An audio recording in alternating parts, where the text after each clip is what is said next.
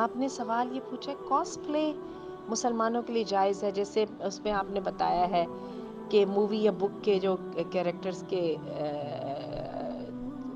यानी उनके कैरेक्टर्स बनाना।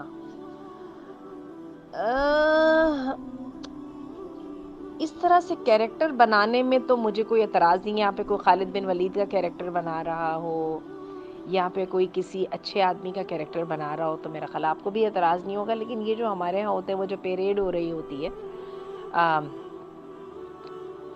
वो उसके अंदर तो आप देखेंगे सारे के सारे कोई वो कार्टून का कोई कैरेक्टर बना होता है, कोई कोई कुछ बना होता है, कोई कुछ बना होता है। बस उसको देख लीजिए कि जिन लोगों को हम हीरो बना रहे हैं, क्या वो वाक़ई हमारे हीरो हैं भी या नहीं हैं? कि सिर्फ़ हमने एक तरह से उनको भी फैंटेसाइज़ कर दिया है और खुद भी हम किसी धोखे में मुब्तला हैं।